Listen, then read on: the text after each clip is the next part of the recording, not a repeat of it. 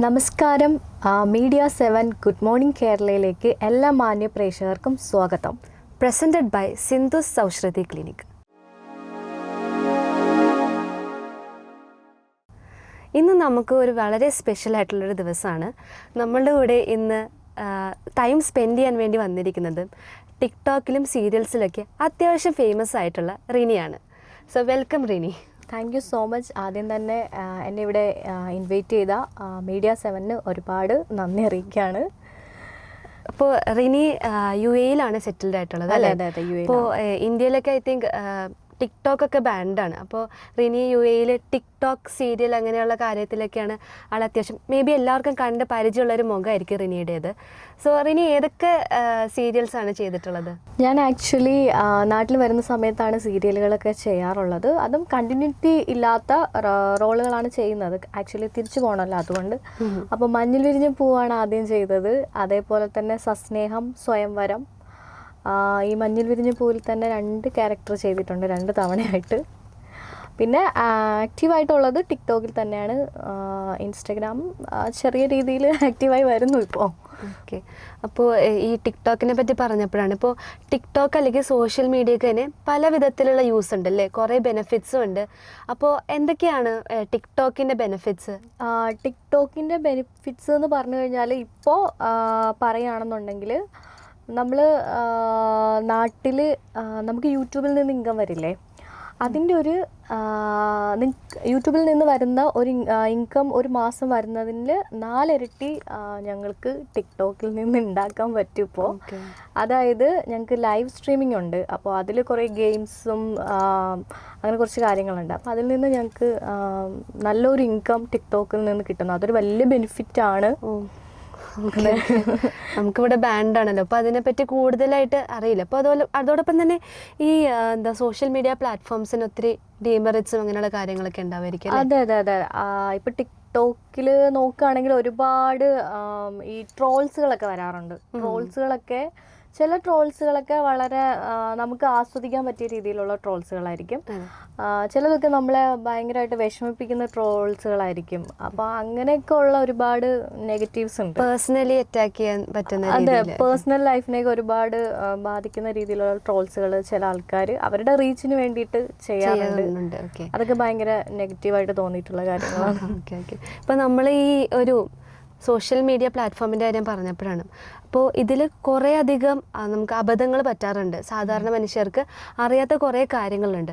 So അതിൽ നമ്മൾ not ചെയ്തൊരു ടേം എന്ന് പറയുന്നതാണ് നമ്മുടെ സോഷ്യൽ മീഡിയ ടാഗിങ് എന്ന് പറയുന്നത്. അപ്പോൾ ആ ഒരു സോഷ്യൽ മീഡിയ ടാഗിങ്ങിനെ പറ്റി കേട്ടിട്ടുണ്ടോ? ഉണ്ട്. അപ്പോൾ ഈ ടാഗിങ്ങിനെ പറ്റി കുറച്ചുകൂടി നമ്മൾ ഒരു ഷോർട്ട് വീഡിയോ പ്രിപ്പയർ ചെയ്ത് വെച്ചിട്ടുണ്ട്. നമുക്കതൊന്ന് കണ്ടിട്ട് വന്നാലോ? സമൂഹ മാധ്യമങ്ങളിൽ ടാഗിങ് നമുക്ക് പരിചിതമാണ്. ഫേസ്ബുക്ക്, ഇൻസ്റ്റ, ഇതിലെല്ലാം നമ്മൾ ടാഗ് ചെയ്യാറുണ്ട്. നമ്മളെയും ടാഗ് ചെയ്യാറുണ്ട്. എന്നാൽ തട്ടിപ്പ് ടാഗിങ്ങിനെ കുറിച്ച് നിങ്ങൾ കേട്ടിട്ടുണ്ടോ? എങ്ങനെയാണിത് പ്രവർത്തിക്കുന്നതെന്നും എങ്ങനെ ഇതിനെ പ്രതിരോധിക്കാമെന്നും നമുക്ക് നോക്കാം. ഈ തട്ടിപ്പ് ടാഗിങ് ഒരു വൈറസ് പോലെയാണ്. ഒരു ഉപയോക്താവിൽ നിന്ന് അത് മറ്റൊരാളിലേക്ക് പടരുന്നു. തട്ടിപ്പുകാർ വ്യാജ അക്കൗണ്ടുകളോ ഹാക്ക് ചെയ്തെടുത്ത അക്കൗണ്ടുകളോ ഉപയോഗിക്കുന്നു. അക്കൗണ്ടുകൾ ഒരു സന്ദേശത്തിൽ ടാഗ് ചെയ്യുകയും ഒരു ലിങ്ക് ഉൾപ്പെടുത്തുകയും ചെയ്യുന്നു. ഒരു ലിങ്ക് മാത്രമായോ അല്ലെങ്കിൽ ലിങ്കിൽ ക്ലിക്ക് ചെയ്യാൻ പ്രേരിപ്പിക്കുന്ന പോലുള്ള പോസ്റ്റുകളോ വീഡിയോകളോ മറ്റെന്തെങ്കിലുമായോ ഇവ പ്രത്യക്ഷപ്പെടാം. ലിങ്കിൽ ക്ലിക്ക് ചെയ്യാൻ തോന്നിപ്പിക്കുന്ന വിധം അട്രാക്റ്റീവായിട്ട് എന്തെങ്കിലും സോഷ്യൽ എഞ്ചിനീയറിംഗ് തന്ത്രങ്ങൾ സ്കാമർമാർ ഉപയോഗിക്കുന്നു. ഉദാഹരണത്തിന് ഗിഫ്റ്റ് വാഗ്ദാനമോ ന്യൂസിൻ്റെ ഹെഡ്ലൈൻ പോലെയോ മറ്റോ. ഈ ലിങ്കിൽ ക്ലിക്ക് ചെയ്താൽ സ്കാമുകളിലേക്കോ മാൽവെയർ വിതരണത്തിലേക്കോ എത്തിച്ചേരാം. ഒന്നുകിൽ മാൽവെയർ ഡൗൺലോഡ് ചെയ്യപ്പെടുകയോ ക്ഷുദ്രകരമായ സൈറ്റിലേക്ക് റീഡയറക്റ്റ് ചെയ്യപ്പെടുകയോ ചെയ്യും.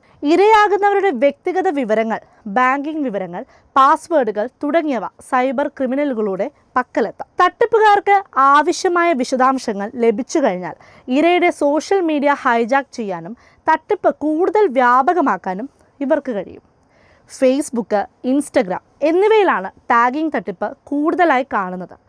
മലീഷ്യസ് ടാഗിംഗ് ഒരു ഗ്രൂപ്പിലെ എല്ലാവരെയും ടാഗ് ചെയ്യാൻ അക്കൗണ്ടുകളെ അനുവദിക്കുന്നു. ഇനി ഇത് എങ്ങനെ പ്രതിരോധിക്കാമെന്ന് നോക്കാം. സംശയാസ്പദമായ ടാഗിംഗ് ശ്രദ്ധയിൽപ്പെട്ടാൽ പൂർണ്ണമായും അവഗണിക്കുക. അത്തരം അക്കൗണ്ടുകൾ ഫ്ലാഗ് ചെയ്യുക.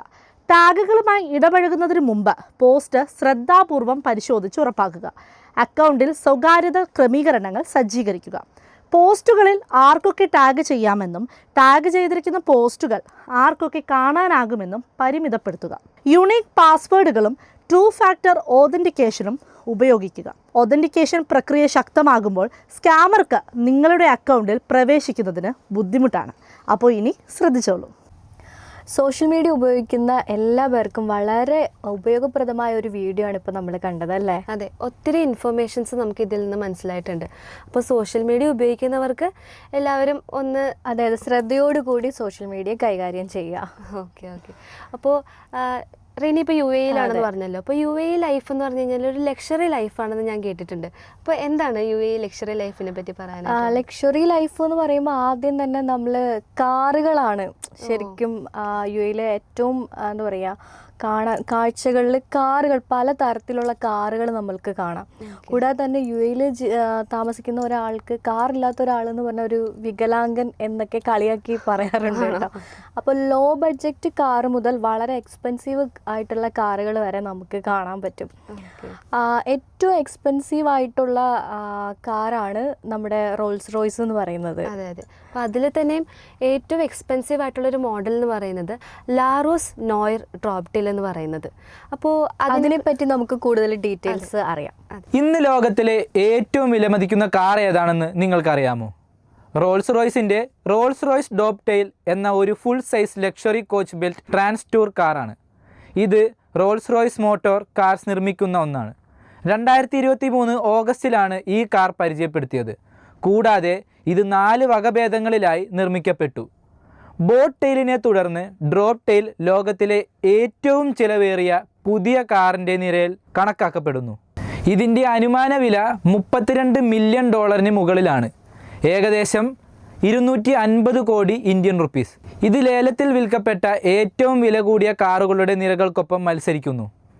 ബോട്ട് ടെയിലിനോടുള്ള സാമ്യതയായി ചില വകഭേദങ്ങളിൽ സമയം കാണുന്ന ക്ലോക്കുകൾ കാറിൽ നിന്നും എടുത്ത് കയ്യിൽ ധരിക്കാവുന്ന വാച്ചുകളായും ഉപയോഗിക്കാവുന്നതാണ്. ഇതാണ് ഇന്നത്തെ ലോകത്തിലെ ഏറ്റവും വിലമതിക്കുന്ന കാറുകളിൽ ഒന്നാമൻ. വെറുതെ അല്ല ഈ കാർ ഇത്ര എക്സ്പെൻസീവ് ആയതല്ലേ, ഇതിന്റെ കളർ തന്നെയാണ് ഇതിന്റെ ഏറ്റവും വലിയ പ്രത്യേകത. അതെ, ഇതിന് വളരെ അട്രാക്റ്റീവ് ആയിട്ടുള്ള ഫീച്ചറാണ്. ബാക്കിയുള്ള ഡ്രോപ്പ് ടെയിൽസ് വെച്ച് നോക്കുമ്പോഴത്തേക്കും ഇതിന്റെ കളർ കൊണ്ടിട്ടാണ് ഇതിന് ഇത്ര പ്രൈസ് വരാനായിട്ടുള്ള കാരണം. അപ്പോൾ അതിനെപ്പറ്റി നമുക്ക് കുറേ ഡീറ്റെയിൽസ് നമുക്ക് ഈ വീഡിയോ അറിയാൻ സാധിച്ചു. അതെ, നമ്മുടെ എല്ലാവരുടെയും ലൈഫിൽ ഇൻസ്പയർ ചെയ്ത വ്യക്തികളുണ്ടാവും അല്ലേ? ചഞ്ചലിൻ്റെ ലൈഫിൽ അങ്ങനെ ഇൻസ്പയർ ചെയ്ത ആരെങ്കിലുമൊക്കെ ഉണ്ടാവും? ഒത്തിരി ആൾക്കാരുണ്ട് ഇൻസ്പയർ ആയിട്ടുള്ളത്. അപ്പോൾ അതിൽ തന്നെയും ശ്വേത കാട്ടി എന്ന് പറഞ്ഞ ഒരു കുട്ടിയുടെ കഥയാണ്. ആരാണ് ഈ ശ്വേത കാട്ടി? ശ്വേത കാട്ടി എന്ന് പറയുന്നത് ആക്ച്വലി കാമാത്തിപുര എന്ന് പറഞ്ഞൊരു സ്ഥലത്ത് ജനിച്ചു വളർന്നൊരു കുട്ടിയാണ്. സോ ഈ കാമാത്തിപുരയിൽ നിന്ന് ആ കുട്ടിയുടെ ലൈഫ് എങ്ങനെ മാറ്റി എന്നുള്ളതാണ് നമ്മൾ ഇന്നിവിടെ പ്രിപ്പയർ ചെയ്ത് വെച്ചിരിക്കുന്നത്. അപ്പം നമുക്കതൊന്ന് കണ്ടിട്ട് വന്നാലോ? കാമാത്തിപുരയിൽ നിന്നുള്ള 21 വയസ്സുള്ള പെൺകുട്ടിയാണ് ശ്വേത കാട്ടി. വന്ദന എന്ന ലൈംഗിക തൊഴിലാളിയുടെ മകളായി ജനിച്ച ശ്വേത കുട്ടിക്കാലത്തെ രണ്ടാം അച്ഛനാൽ പലതവണ ബലാത്സംഗം ചെയ്യപ്പെട്ടിരുന്നു. വ്യക്തമായും അവളുടെ കുട്ടിക്കാലം ഭയാനകമായിരുന്നു. ശ്വേത പഠനത്തിൽ തൽപരയായിരുന്നെങ്കിലും പ്രശ്നങ്ങളില്ലാതെ പഠനം പര്യവേഷണം ചെയ്യാൻ അവൾക്ക് അവസരം ലഭിച്ചില്ല. നിരവധി പോരാട്ടങ്ങൾക്കൊടുവിൽ അവൾ ഒരു മറാഠി മീഡിയം സ്കൂളിൽ ചേർന്നു. അവിടെ ഉച്ചകഴിഞ്ഞ് അധ്യാപകർ അവൾക്ക് ഭക്ഷണം നൽകി. ലൈംഗിക തൊഴിലാളികളുടെയും അവരുടെ പെൺമക്കളുടെയും ഉന്നമനത്തിനായി പ്രവർത്തിക്കുന്ന മുംബൈ ആസ്ഥാനമായുള്ള ഒരു NGO-യായ ക്രാന്തിയുടെ സ്ഥാപകനായ റോബിൻ ചൗരസിയാണ് ശ്വേത കാട്ടിയുടെ ജീവിതം മാറ്റിമറിച്ചത്. 10ാം ക്ലാസ് പരീക്ഷ പാസ്സായതിനു ശേഷമാണ് ശ്വേത റോബിനെ കണ്ടുമുട്ടിയത്. അവളുടെ ആഗ്രഹങ്ങൾ നിറവേറ്റുന്നതിനായി റോബിൻ അവളെ അക്ഷരാർത്ഥത്തിൽ ദത്തെടുക്കുകയായിരുന്നു. വിദ്യാഭ്യാസ പിന്തുണ, പതിവ് തെറാപ്പി, പാഠ്യേതര പ്രവർത്തനങ്ങൾ, നേതൃത്വ പരിശീലനം എന്നിവയുൾപ്പെടെ അവളുടെ വ്യക്തിപരമായ ലക്ഷ്യങ്ങൾ നേടുന്നതിനുള്ള സൗകര്യങ്ങൾ ക്രാന്തി അവൾക്കായി നൽകി. ക്രാന്തി നടത്തിയ എല്ലാ പ്രോഗ്രാമുകളിലും ശ്വേത മികവ് പുലർത്തി. ലൈംഗിക തൊഴിലാളികളെ പഠിപ്പിക്കുന്നതിനുള്ള ക്ലാസുകൾ പോലും അവൾ പങ്കെടുക്കാൻ തുടങ്ങി. ക്രാന്തിയിൽ ചേർന്നതിന് ശേഷം അവൾ ഇംഗ്ലീഷിൽ ഭാഷ വികസിപ്പിച്ചെടുത്തു. 12ാം ക്ലാസ് പരീക്ഷ ഉയർന്ന മാർക്കോടെ പാസ്സായ ശേഷം ബിരുദത്തിനായി നിരവധി വിദേശ സർവകലാശാലകളിൽ അപേക്ഷിച്ചു. മനഃശാസ്ത്രത്തിൽ ബിരുദം നേടാൻ പ്രശസ്തമായ ബാർട്ട് കോളേജിൽ ചേരാൻ അവൾ താൽപ്പര്യം പ്രകടിപ്പിച്ചു. അമേരിക്കൻ സർവകലാശാലകളിൽ അവൾക്ക് അവസരങ്ങൾ കിട്ടാനായി അവർ $30,000 സ്കോളർഷിപ്പ് വാഗ്ദാനം ചെയ്തു. അത് വർഷത്തേക്കുള്ള ട്യൂഷൻ ഫീസും താമസ ചെലവിൻ്റെ പകുതിയും ഉൾക്കൊള്ളുന്നു. അങ്ങനെ ശ്വേത കാട്ടി മുംബൈയിലെ റെഡ് ലൈറ്റ് ജില്ലയിൽ നിന്ന് വിദ്യാഭ്യാസത്തിനായി അമേരിക്കയിലേക്ക് പോകുന്ന ആദ്യത്തെ പെൺകുട്ടിയായി.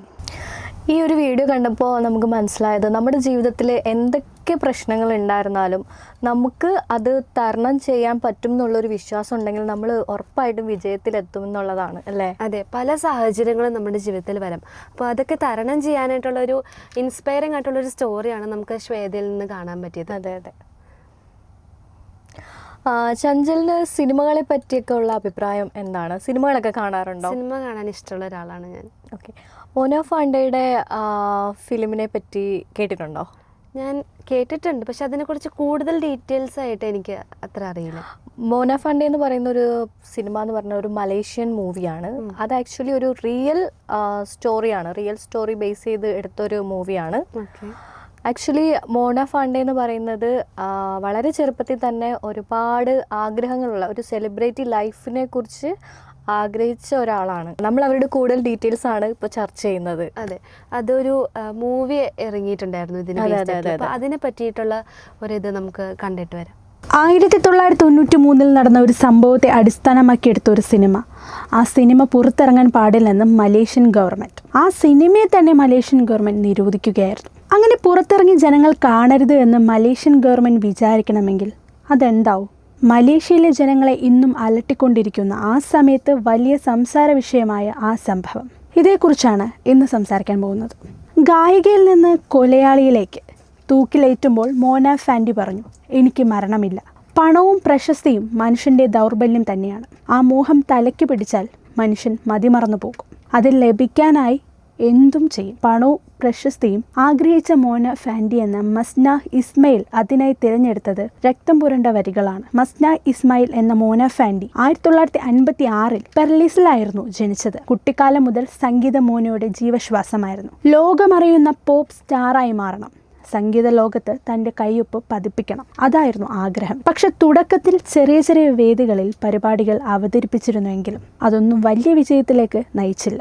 ഇതിനിടയിലാണ് മുഹമ്മദ് നോർ അഫാൻഡി അബ്ദുൾ റഹ്മാൻ എന്ന ആരാധകൻ അവരുടെ ജീവിതത്തിലേക്ക് കടന്നു വരുന്നത്. മസ്നഹിനെ ലോക പ്രശസ്തയാക്കുമെന്ന് മുഹമ്മദ് വാക്ക് നൽകി. സൗഹൃദം പിന്നീട് പ്രണയത്തിലേക്കും വിവാഹത്തിലേക്കും നയിച്ചു. പ്രണയപൂർവ്വം മസ്നാഹിനെ മോനെ എന്നാണ് മുഹമ്മദ് വിളിച്ചിരുന്നത്. അതുതന്നെ അവർ പിന്നീട് തൻ്റെ പേരായി ഉപയോഗിക്കാൻ ആരംഭിച്ചു. വലിയ രീതിയിൽ പണം മുടക്കി ആൽബങ്ങൾ ഇറക്കി, പാടാനുള്ള വേദി സംഘടിപ്പിച്ചു, നിരവധി ടെലിവിഷൻ ഇൻ്റർവ്യൂകൾ സംഘടിപ്പിച്ചു. പക്ഷെ പദ്ധതികളൊന്നും വിജയിച്ചില്ലെന്ന് മാത്രമല്ല, എടുത്താൽ പൊങ്ങാത്ത കടബാധ്യതകൾ കൂടി ചുമലിലായി. നഷ്ടപ്പെട്ടത് വീണ്ടെടുക്കണം, കടത്തിൽ നിന്ന് കരകയറണം. ഈ ചിന്തകളിൽ നിന്നാണ് അവരുടെ ജീവിതത്തിലെ ക്രൂരതകളുടെ അധ്യായം ആരംഭിക്കുന്നത്. പാട്ടും ആൽബവും ഒന്നും വേണ്ടത്ര ക്ലിക്കാവുന്നില്ലെന്ന് ബോധ്യപ്പെട്ടതോടെ മലേഷ്യയിലെ മന്ത്രവാദക്രിയയായ ബോമയിലേക്ക് ഇരുവരും തിരിഞ്ഞു.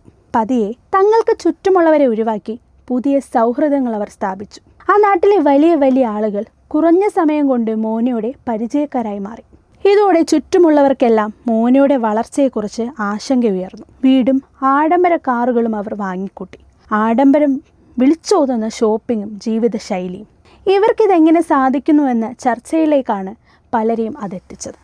ബ്ലാക്ക് മാജിക്കിലൂടെ കൂടോത്രം ചെയ്യാനും അതിലൂടെ പണം സമ്പാദിക്കാനും ധാരാളം പേർ ഇവരെ സമീപിച്ചു. പലപ്പോഴും സാധാരണക്കാർക്ക് ഇവരുടെ സേവനം ലഭ്യമായിരുന്നില്ല. പതിയെ പതിയെ മോന പ്രബലയായി. വർഷങ്ങളോളം സ്വപ്നം കണ്ട പണവും പ്രശസ്തിയും മറ്റൊരു തരത്തിൽ പുൽകിയപ്പോൾ അവൾ അതിൽ മതിമറന്നു. മോനയുടെ ഖ്യാതി കേട്ടറിഞ്ഞാണ് മസ്ലാൻ ഇന്ദ്രീസ് അവളെ തേടിയെത്തുന്നത്. മന്ത്രിയായിരുന്ന ഇന്ദ്രീസിന്റെ ലക്ഷ്യം എല്ലാ അധികാരമോഹികളെയും പോലെ മലേഷ്യയുടെ പ്രധാനമന്ത്രിയാവുക എന്നതായിരുന്നു. അന്നത്തെ കാലത്തെ പേരുകേട്ട രാഷ്ട്രീയ നേതാവിനെ ചൂണ്ടിക്കാട്ടി അയാളുടെ അഭിവൃദ്ധിക്ക് കാരണക്കാരി ഞാനാണെന്ന് ഇന്ദ്രീസിനോട് മോന അവകാശപ്പെട്ടു. അയാളുടെ കയ്യിൽ കെട്ടിയിരിക്കുന്ന ചരടാണ് എല്ലാ ഐശ്വര്യങ്ങൾക്കും കാരണമെന്നും അത് കെട്ടിക്കൊടുത്തത് താനാണെന്നും അവൾ പറഞ്ഞു. 2.5 മില്യൺ റിങ്കറ്റാണ് പ്രതിഫലമായി അവൾ ആവശ്യപ്പെട്ടതും മന്ത്രവാദത്തെ തുടർന്ന് ഇയാൾക്കായി ഒരു കോൽ, ഒരു സുങ്കോങ്, ഒരു തലിസ്മാൻ എന്നിവ നൽകുകയും ചെയ്തു. ഇന്തോനേഷ്യൻ പ്രസിഡന്റായിരുന്ന സുക്കൂർണയുടെ കൈവശമുള്ള വസ്തുക്കൾ പോലുള്ളവ. ഇത് കൈവശം വെച്ചാൽ ഇന്ദ്രീസിനും പ്രശസ്തനാകാമെന്ന് അയാളെ പറഞ്ഞു വിശ്വസിപ്പിച്ചു. ചോദിച്ചതിൻ്റെ പ്രതിഫലം പകുതി പണവും ബാക്കി പകുതി പണയ വസ്തുക്കളും നൽകി. പണം കൈമാറുന്നതിന് ആരും അറിയരുത്, അങ്ങനെ അറിഞ്ഞാൽ മന്ത്രവാദത്തിൻ്റെ ഫലം കുറയുമത്ര അയാളെ പറഞ്ഞു വിശ്വസിപ്പിക്കുകയും ചെയ്തിരുന്നു. ഇത് കൂടാതെ ചില പൂജകൾ ചെയ്യണമെന്നും ആരോടും ഉരിയാടാതെ പിന്തിരിഞ്ഞു നോക്കാതെ അവർ പറയുന്നിടത്ത് വരണമെന്നും ഇന്ദ്രീസിനെ അവർ വിശ്വസിപ്പിച്ചു. ഇന്ദ്രീസ് ആകട്ടെ അതിമോഹത്താൽ പറഞ്ഞതെല്ലാം അക്ഷരം പ്രതി അനുസരിച്ചു. പൂജകൾക്കായി മോനയുടെ വീട്ടിലെത്തിയ ഇന്ദ്രീസിനെ വരവേറ്റത് മന്ത്രവാദത്തിൻ്റെ ഭീകരത തുളുമ്പുന്ന അന്തരീക്ഷമാണ്. മോന ആവശ്യപ്പെട്ടതു പ്രകാരം നഗ്നനായി അയാൾ കണ്ണടച്ചു കിടന്നു. അയാളുടെ നെഞ്ചിൽ അവൾ ഒരു പൂ വെച്ചു. പെട്ടെന്നാണ് അത് സംഭവിച്ചത്. ഇന്ദ്രീസിൻ്റെ കഴുത്തിൽ മോനയുടെ സഹായി ജുറൈമി ആഞ്ഞുവെട്ടി. ഒറ്റ വെട്ടിൽ തന്നെ അയാളുടെ തല വേർപെട്ടു. ശരീരം 18 കഷ്ണമായി മുറിഞ്ഞു. തൊലി ഉരിച്ചു. കുറച്ചവർ ഭക്ഷിച്ചു. ബാക്കിയുള്ളത് വീടിനടുത്ത് തന്നെ കുഴിച്ചുമൂടി. മന്ത്രിയാണ് കൊലപ്പെടുത്തിയതെങ്കിലും ഒരാശങ്കയുമില്ലാതെ അവർ ജീവിതം മുന്നോട്ട് കൊണ്ടുപോയി. ഇന്ദ്രീസിൻ്റെ കൊലപാതകത്തിന് ശേഷവും അവർ വലിയ തോതിൽ ഷോപ്പിംഗ് നടത്തുകയും പതിയെ ബെൻസ് കാർ വാങ്ങുകയും സൗന്ദര്യവർദ്ധക ശസ്ത്രക്രിയകൾ നടത്തുകയും ചെയ്തു. പക്ഷെ ഒരു മന്ത്രിയുടെ തിരോധാനം അന്വേഷണങ്ങൾക്ക് തുടക്കം കുറിച്ചിരുന്നു. കാണാനാവുന്നതിന് മുമ്പായി അക്കൗണ്ടിൽ നിന്ന് ഇന്ദ്രീസ് പണം പിൻവലിച്ചത് അന്വേഷണ സംഘത്തിൻ്റെ ശ്രദ്ധയിൽപ്പെട്ടു. ഇത് ചെലവായത് എങ്ങനെയെന്ന അന്വേഷണങ്ങൾ ചെന്നെത്തിയത് മോനയിലേക്കാണ്. പക്ഷേ സാക്ഷികളോ തെളിവുകളോ ഉണ്ടായിരുന്നില്ല. മന്ത്രിയുടെ തിരോധാനം സംബന്ധിച്ച അന്വേഷണം അനിശ്ചിതത്വത്തിലായ സമയത്താണ് മറ്റൊരു ട്വിസ്റ്റ് സംഭവിക്കുന്നത്. ലഹരി കേസിൽ ജുറൈമി പോലീസ് പിടിയിലായി. അബോധാവസ്ഥയിലായിരുന്ന ജുറൈമി കൊലപാതകം സംബന്ധിച്ച വിവരങ്ങൾ പോലീസിനോട് തുറന്നു പറഞ്ഞു. ഇതൊരു വലിയ വഴിത്തിരിവായി. തുടർന്ന് നടത്തിയ തിരച്ചിലിൽ മോനയുടെ വീട്ടിൽ നിന്ന് ഇന്ദ്രീസിൻ്റെ ശരീരാവശിഷ്ടങ്ങൾ കണ്ടെത്തി. മോനയും ഭർത്താവും ഉടൻ തന്നെ അറസ്റ്റിലായി. 1995 ഇവരെ കോടതിയിൽ ഹാജരാക്കി. ഓരോ തവണയും യാതൊന്നും സംഭവിക്കാത്ത മട്ടിൽ ആകർഷണ വസ്ത്രങ്ങൾ അണിഞ്ഞ് മാധ്യമങ്ങളോട് സംസാരിച്ചെല്ലാമാണ് ഇവർ കോടതിയിലെത്തിയിരുന്നത്. തനിക്ക് ചുറ്റും നിരന്നവരെ കണ്ട് എനിക്ക് കുറേയേറെ ആരാധകരുണ്ടല്ലോ എന്നാണ് മോന സ്വയം പറഞ്ഞത്. ചെറിയ പ്രായം മുതൽ ആഗ്രഹിച്ച പ്രശസ്തിയാണ് തനിക്കിപ്പോൾ കൈവന്നിരിക്കുന്നതെന്ന് മൂഢവിശ്വാസത്തിൽ ഓരോ നിമിഷവും അവർ ആസ്വദിച്ചു. മോനയ്ക്കും ഭർത്താവിനും സഹായിക്കും വധശിക്ഷയാണ് ഹൈക്കോടതി വിധിച്ചത്. 1999 ഇവർ ഫെഡറൽ കോടതിയിൽ അപ്പീലിന് പോയെങ്കിലും അത് തിരസ്കരിക്കപ്പെട്ടു. അവസാന രക്ഷയ്ക്കായി മാപ്പ് വിധിക്കുന്ന ബോർഡിനെ സമീപിച്ചെങ്കിലും അതും ഫലം കണ്ടില്ല. അപ്പോഴും മോനയുടെ മുഖത്തെ പുഞ്ചിരി മാഞ്ഞിട്ടില്ല. ഞാൻ സന്തോഷവതിയാണ്. എല്ലാ മലേഷ്യക്കാരോടും ഞാൻ നന്ദി പറയാൻ ആഗ്രഹിക്കുന്നു എന്നായിരുന്നു വിധി കേട്ടതിന് ശേഷമുള്ള അവരുടെ പ്രതികരണം പോലും. വധശിക്ഷയ്ക്ക് മുമ്പായി അവസാന ആഗ്രഹത്തെക്കുറിച്ച് ചോദിച്ചപ്പോൾ ഉച്ചഭക്ഷണം കഴിക്കാനാണ് തൻ്റെ ആഗ്രഹമെന്ന് അവർ പറഞ്ഞു. 2001 നവംബർ 2 കഞ്ചാഗ് ജയിലിൽ മോന ഫാൻഡി തൂക്കിലേറ്റപ്പെട്ടു. മലേഷ്യയിൽ അവസാനമായി തൂക്കിലേറ്റപ്പെട്ട ആ വനിതയുടെ അവസാന വാക്കുകൾ ഇങ്ങനെയായിരുന്നു: എനിക്കൊരിക്കലും മരണമില്ല. വളരെ മൃഗീയമായിട്ടുള്ളൊരു കൊലപാതകമാണെന്ന് തോന്നുന്നു അല്ലേ ഇതിൽ നടന്നിട്ടുള്ളത്? അതെ അതെ. മോന ഫാൻഡിയെ കുറിച്ച് പറയുകയാണെങ്കിൽ വളരെ ചെറുപ്പത്തിൽ തന്നെ ഒരുപാട് സ്വപ്നങ്ങൾ ഉണ്ടായിരുന്ന ഒരു വ്യക്തിയായിരുന്നു. പക്ഷേ അവർക്ക് അതിൽ ആ ഒരു സെലിബ്രിറ്റി ലൈഫിലോട്ട് എത്തിച്ചേരാനായിട്ട് ഒരു വഴി ഉണ്ടായിരുന്നത് അവർ ഒരു ഗായികയായിരുന്നു. അവരൊരു പോപ്പ് സിംഗർ ആവാൻ വേണ്ടി ഒരുപാട് പരിശ്രമിച്ചു. പക്ഷെ അതെല്ലാം പരാജയത്തിലായിരുന്നു പോയത്. തുടർന്ന് അവർ ഒരു മന്ത്രവാദിനി എന്ന ഒരു ലേബലിൽ അറിയപ്പെടുകയായിരുന്നു. അതിനുശേഷം ഒരു മലേഷ്യയിലുള്ള ഒരു പ്രമുഖ രാഷ്ട്രീയ നേതാവിനെ വളരെ മൃഗീയമായി കൊലപ്പെടുത്തി ആ മാംസം ഭക്ഷിച്ചു എന്നുള്ളതായിരുന്നു അവരുടെ ഒരു കഥ. അപ്പോൾ ആ കഥയെ ആസ്പദമാക്കിയാണ് ഈ മോന ഫാൻഡി ഫിലിം ചെയ്തത്. അപ്പോൾ ഇങ്ങനെയുള്ള കാര്യങ്ങളും നമുക്ക് ചുറ്റും നടക്കുന്നുണ്ടെന്നുള്ളത് അതെ അതെ. നമ്മൾ നേരത്തെ കണ്ട വീഡിയോസിലെ പോലെ ഇൻസ്പയർ ചെയ്യുന്ന വ്യക്തികളും ഉണ്ട്, അല്ലാതെ നെഗറ്റീവായിട്ടുള്ള വ്യക്തികളും ഉണ്ട്. അപ്പോൾ അതിനെ കുറിച്ച് നമുക്ക് കൂടുതൽ ഡീറ്റെയിൽസ് അറിയാൻ പറ്റി. അതെ അതെ. ഇന്നത്തെ ഇൻസ്പയറിംഗ് സ്റ്റോറീസ് ഉണ്ടായിരുന്നു. കൂടുതൽ കാര്യങ്ങൾ നമുക്ക് അറിവുകളും കിട്ടിയിട്ടുണ്ട്. അപ്പോൾ അതുപോലെ തന്നെ ഇനിയും ഇതേപോലുള്ള എപ്പിസോഡ്സ് ഞങ്ങൾ നിങ്ങൾക്ക് വേണ്ടി പ്രസൻറ്റ് ചെയ്യുന്നതായിരിക്കും. അപ്പോൾ ഇന്ന് നമുക്ക് വേണ്ടി ടൈം സ്പെൻഡ് ചെയ്യാൻ വേണ്ടി ചിലവഴിക്കാൻ വേണ്ടി എത്തിയത് റിനിയാണ്. സോ റിനിക്കും ഒത്തിരി താങ്ക് യു നമ്മോടൊപ്പം ഒത്തിരി ടൈം സ്പെൻഡ് ചെയ്തതിന്. അതോടൊപ്പം തന്നെ റിനിക്കും ഇനി ഫ്യൂച്ചറിൽ ടിക്ടോക്കിലാണെങ്കിലും സോഷ്യൽ മീഡിയയിലാണെങ്കിലും ഒരു ബ്രൈറ്റ് ഫ്യൂച്ചർ നമ്മൾ ആശംസിക്കാം. So much. Good morning Kerala presented by doctor Sindhu Soushruthi ക്ലിനിക്കിൻ്റെ ഇന്നത്തെ എപ്പിസോഡ് നമ്മളിവിടെ വൈൻഡപ്പ് ചെയ്യാണ്. കൂടുതൽ വിശേഷങ്ങളുമായിട്ട് നമുക്ക് വീണ്ടും നാളെ കാണാം.